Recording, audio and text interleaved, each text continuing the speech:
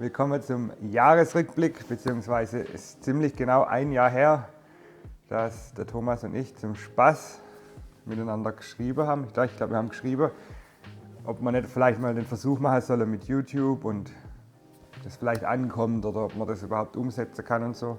Deshalb machen wir jetzt hier heute ein Jahr YouTube-Video, beziehungsweise allgemein Jahresrückblick, weil das ziemlich sich genau deckt mit der Zeit. Angefangen hat es eigentlich dann damit, dass ich ja schon öfters manchmal bei Mutlu Levella im YouTube-Kanal zu sehen war und dann irgendwie dann doch einige Nachrichten kamen oder so, ob ich auch mal vielleicht selber einen Kanal mache und so. Und so kam das Ganze dann zustande, dass ich dann mal mit dem Thomas gesprochen habe, weil wir schon länger mal darüber geredet haben, dass es vielleicht schon doch durchaus interessant wäre für den einen oder anderen, wenn man mal so Projekte handwerklich begleitet. Und angefangen hat es dann auch tatsächlich mit dem Mutlu Seim E34. Das hat dann gerade irgendwie passt, der war gerade da.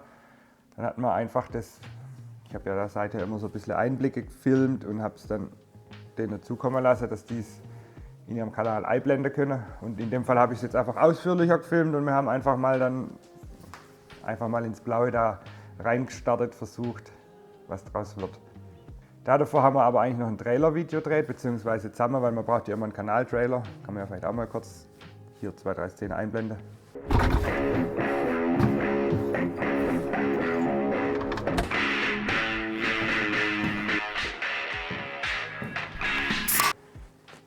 Genau, da fängt es an mit dem Video vom E34 von Mutlu und deswegen, wir haben uns jetzt gedacht, wir schauen jetzt uns einfach mal zusammen die Timeline durch. Hier fängt es jetzt an mit dem E34, war so, naja, wir haben viel zu viel gefilmt, man musste viel zu viel schneiden und ich war auch noch sehr unsicher, bin es heute noch manchmal. Danach haben wir dann gedacht, ja klar, machen wir mal ein Video über die Vespa, weil die sowieso ja, ziemlich bekannt war schon oder ist in sozialen Medien, über Instagram und so. Ja, also haben wir ein Video über die Vespa gemacht. Das kam dann gleich so gut an, dass man dann doch irgendwie so, naja, man sieht 115.000 Aufrufe dafür, dass der Kanal da zu dem Zeitpunkt 2 Wochen alt war. Das hat uns dann schon irgendwie ein bisschen motiviert weiterzumachen. Dann haben wir noch ein zweites dazu gemacht, das auch echt gut ankam. Dann kam der Eddie extra vorbei, weil wir halt auch mal zeigen wollten, was man bisher so vorher schon so alles gemacht hat. Und da gehört halt dem Eddie sein Sechser so als, sage ich mal, Schlüsselerlebnis dazu, weil das war das erste Mal, dass ich halt ein, sage ich mal, teures Auto zerschnitten habe und mich auch irgendwie getraut habe, weil man muss ja schon irgendwie auch wissen, was man macht. Und wenn man da so eine Seitenwand zerstört, ist es halt anders. Also der Schaden größer, wie wenn man jetzt, keine Ahnung, damals ein E36, die es da noch Santander gab, zerschneidet und das dann irgendwie doch nicht so klappt. Also das war so ein Schlüsselerlebnisauto, dazu haben wir ein Video gemacht. Ja, wie geht's weiter? Ein Vlog-Video, ja, nichts Besonderes. Auch nichts Besonderes. Ja, dann geht es eigentlich weiter, dann kam der Mercedes vom Ralf. Da habt ihr jetzt wahrscheinlich das letzte Video davor, das ihr gesehen habt, war tatsächlich endlich das Video zum Ralf seinem Mercedes. Da haben wir uns gedacht, wir wollen mal ein Video machen von Anfang bis Ende. Also er bringt das Auto, vorher Aufnahme, dann wie ich es halt bearbeite, wie der Metallbau fertig ist, dann sieht man, wie es lackiert wird und dann sieht man halt das fertige Endprodukt, dass man einfach mal so einen Film hat von Anfang bis Ende. Und deshalb hat das auch jetzt gedauert von März bis eben Dezember das Video zu vervollständigen und ja, der Prozess hat halt so lange gedauert, das Auto auch fertig zu machen, beziehungsweise es war schon vorher fertig, aber bis man dann noch filmt und das Ganze, ja, das habt ihr jetzt gesehen. Eigentlich echt gut wurde und auch so ein Projekt, auf das ich stolz bin. Machen wir mal weiter.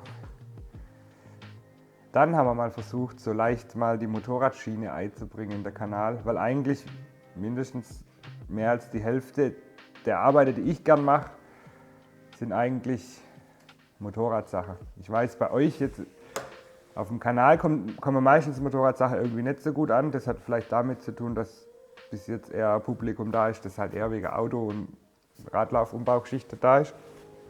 Aber eigentlich ist Motorrad genauso ein großes Teil der Arbeiten, die ich so mache. Deshalb war jetzt hier waren wir bei Marius, haben ein Video über seine Voldor gemacht. Und dann ging es auch schon los mit der ersten Folge vom VW-Bus-Umbau. Wir haben meinen T3-Bus, der über die Hausbauphase ziemlich gelitten hat und eigentlich schon ziemlich auch Schrott war an vielen Stellen, wieder restauriert und haben das mit der Build Biology begleitet. Sowas soll es nächstes Jahr tatsächlich auch öfters geben. Das hat sich irgendwie jetzt so rauskristallisiert, dass das Spaß macht und dass das auch gut ankommt. So. Dass wir quasi ein Projekt näher begleiten über mehrere Folgen. Das Ganze vielleicht gut erklären im Detail, auch mit, dass mal was schief geht. Und ich meine, es geht immer was schief. Das einfach so hautnah zu zeigen. Das wollen wir jetzt nächstes Jahr öfters machen. Anhand der T3-Umbaugeschichte kann man es ungefähr sehen, was da auf euch zukommt. Ja, jetzt weiter. Ja, hier noch mal ein schönes Motorradvideo, was eigentlich von der Schnitte und vom Vibe, das Video so rüberbringt, eins meiner persönlichen Lieblingsvideos ist. Ankommen ist irgendwie nicht so gut, aber so, ich fand es eigentlich echt, hat Spaß gemacht, das zu filmen und auch so allgemein. Dieser Motorrad-Lifestyle ist halt das, was mich selber persönlich sehr interessiert. Ja, dann geht es hier weiter mit einer VW-Bus-Folge. Hier haben wir mal noch ein Video, das auch richtig gut angekommen ist. Das liegt wahrscheinlich daran, dass es ein Video ohne Ton ist, also ohne dass man mich dämlich labern hört, sondern dass es einfach selbsterklärend gefilmt ist, von Anfang bis Ende, was dabei rauskommt. Deshalb hat es halt vielleicht ein internationaleres Publikum und wollen wir auf jeden Fall nächstes Jahr auch immer mal wieder zwischenrein machen, so ein Video, das keiner Rede bedarf, sondern einfach schön ist anzugucken mit schönen Schnitte und ja. Ja, dann ging es wieder weiter mit dem VW-Bus, haben wir das Logo designt. Dann waren wir beim Olli auf dem Barbecue. Oh, dann ging das Drama los mit dem Lack, beziehungsweise mit den Lackunterschiede und hin und her Bus lackieren. Das war eigentlich schon, da ging die ganze Busgeschichte schon nach hinten los, beziehungsweise, ja, ich komme gleich nochmal drauf zurück, aber es war irgendwie am Ende nicht so toll. Ich habe das Logo drauf gemalt, da ging es auch noch geil. Genau, hier geht es jetzt weiter. Wir haben ein Video gemacht, in dem wir den fertigen Bus eigentlich zeigen, aber nur die technische Seite. Und in dem Video haben wir gesagt, wir wollen ein Vlog-Video drüber machen im Urlaub, wie eine Roomtour, wie es in dem Bus dann aussieht, auch fertig eingeräumt und so. Viele haben dann auch gefragt, wann das Video kommt. Naja, kam nie, weil es war dann tatsächlich so, wir sind nach dem Videodreh von dem Video jetzt einen Tag später in Urlaub gefahren tatsächlich, waren dann am Chiemsee und sind dann weitergefahren nach Kroatien, fast bis Bosnien runter. Und am nächsten Tag lagen wir beide krank.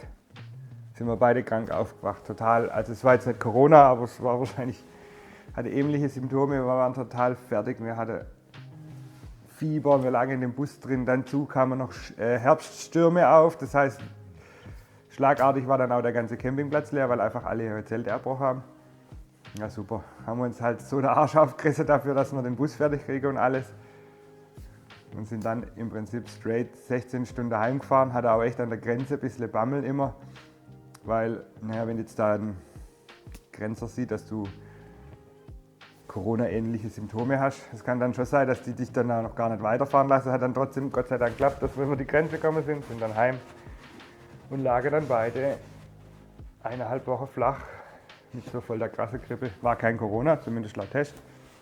Auf jeden Fall gibt es deshalb kein Roomtour-Video leider. Aber das holen wir nächstes Jahr nach.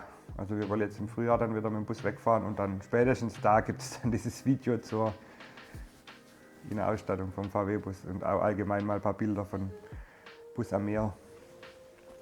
Ja, was ich jetzt gerade noch zwischendrin vergessen habe, im April war Tibor bei uns. Ein Redakteur von der Fuel Motorradzeitschrift. Also das ist so ein Lifestyle-Magazin von Das Motorradmagazin, das kennen vielleicht viele. Und der hat tatsächlich einen richtig schönen Artikel geschrieben über mich und über was ich so mache und ja, hat mich sehr stolz gemacht. Können wir hier mal ein paar Szenen einblenden, wenn ich das aufschlage. Hier sieht man jetzt alte Bilder, die der Thomas mal gemacht hat, also unabhängig von dem Artikel. Da kann man mal einblenden, das ist mein Lieblingsbild. Das hat er, glaube ich, aus 6 oder 7 Bilder zusammengeschnitten. War auch bei der Bilderserie dabei. Also da ging es eigentlich in dem Artikel um meine Honda, um mich, und aber eigentlich zustande komme ich das Ganze wegen der Vespa. Und es war dann echt so, dass der Tibor von der Fuel morgens um 9, glaube ich, kam. Und wir dann geredet haben bis nachmittags um 4. Wir waren zwischendrin auch noch, also wir waren erst hier im Haus, dann waren wir später in der Werkstatt, wo haben wir noch Projekte angeschaut, wie die Harley zum Beispiel, die da gerade, also meine persönlichen Projekte. Ah ja, hier sieht man das geile Bild nochmal. Allgemein die ganze Detailaufnahme von der Honda. Dann später sind wir noch mit der Honda also auch gefahren. Er hat extra eine rote Nummer mitgebracht, weil im Winter habe ich mein Motorrad ja gar nicht angemeldet gehabt. Hat eine rote Nummer dabei gehabt, es war eiskalt. Wir sind dann noch zur Firma Honda Eckert, also das ist bei mir in der Nähe. Wird wahrscheinlich nur Honda-Fans was sagen. Hingefahren, einfach so mal um ein Bild zu machen. Ja, hier sieht man nochmal die Vespa, wegen der wir da waren. Echt interessant gewesen. Also falls euch das interessiert, könnt ihr euch gerne mal die Ausgabe noch holen. Das ist die Sommerausgabe. Also die Ausgabe 3 von 2021. Ja, also wie ihr seht, die Motorradgeschichte betrifft mich selber schon mehr als man denkt. Also mindestens zur Hälfte dreht sich bei mir alles um Motorräder in meinem Hobby, oder wie soll man es nennen. Ja, dann machen wir hier mal weiter. Dann sind wir schon jetzt beim Herbst angekommen. Wir waren driften, beziehungsweise wir wollen das eigentlich viel öfters machen, aber dieses Jahr haben wir es nur einmal jetzt geschafft. Wir haben eine Story gemacht über unser Driftauto, wie wir es halt richten und auf ein Event fahren. Ja, und dann geht es weiter. Vielleicht wieder so ein Erlebnis nicht, aber ein Schlüsselmeilenstein. Das war das erste Video, das ich selber gefilmt habe mit dem Ralf und selber geschnitten, weil genau wie ich vorhin angesprochen habe, nächstes Jahr soll es mehr Videos geben und eben auch so Build Biologies, die ein Projekt begleiten, hautnah, also nicht im Zusammenschnitt, sondern immer tageweise, was an dem Tag passiert, was an dem Tag passiert. Und deshalb muss man viel filmen und auch viel schneiden und deshalb teilen wir uns dann da die Arbeit. Das ist einfach die einfache Sache und das, ich sag mal, anspruchslosere halt ich mache. Und der Thomas, der macht dann immer also soll es zumindest sein, dass dann mehrere Videos kommen und am Ende kommt dann ein Video, das nochmal alles zusammenfasst, halt so sauber geschnitten ohne Sprache und ohne Ton, beziehungsweise nur mit Musik, dass es sich so selbst erklärend, wie jetzt zum Beispiel das Video von dem E38. So soll dann am Ende ein Video entstehen, aber davor gibt es dann dazu, für die, die mehr ins Detail gehen wollen, eben ein Bild-Off oder so. Ja. Dann geht es hier weiter, dann haben wir noch unseren Drift Day Cut. Von dem Video war ich persönlich sehr enttäuscht, was die Aufrufe angeht, weil das eigentlich vom Schnitt her und von dem Aufwand, was in dem Video steckt, mit eins der aller aufwendigsten Videos war. Es sind so viele Schnitte drin, so eine schnelle Schnittfolge. Das Video ist auf die Musik geschnitten, was halt voll anspruchsvoll ist, aber dieses Algorithmus hat es einfach niemand anzeigt, ich weiß es nicht. Muss man das piepsen? Piepsen wir es raus. Sonst kriegt man Ärger. Ja, auf jeden Fall, wenn ihr es noch nicht angeschaut habt und ihr irgendwie auch gar nicht es euch irgendwie angezeigt habt, schaut euch das Video nochmal an und also vom Schnitt her und allem, das ist eigentlich ganz großes Kino. Bloß leider hat es keiner gesehen. Ja, und jetzt sind wir auch ziemlich schon am Ende. Das Video von Ralf seinem 140 Mercedes habt ihr ja jetzt letzte Woche gesehen. Schreibt bitte in die Kommentare, wie ihr dieses Video hier fandet, ob es manchmal auch so gut ist, so eine Randnotiz nochmal zu haben. Dann schreibt bitte rein, wie euch die Pläne für nächstes Jahr gefallen. Und schreibt aber auch rein, wenn ihr jetzt irgendwie was habt, das ihr gerne mal sehen würdet oder was ich mal ein Video drüber machen soll. Oder könnt ihr gerne reinschreiben, wir nehmen uns das zu Herzen, wir lesen jeden Kommentar. Keine Ahnung, wenn jetzt einer sagt, hey, mach mal ein Video nur über Verzinnen oder kann man alles machen. Ihr könnt es mitbestimmen oder mitlenken. Deshalb schreibt in die Kommentare und ja, ich freue mich auf nächstes Jahr. Ciao.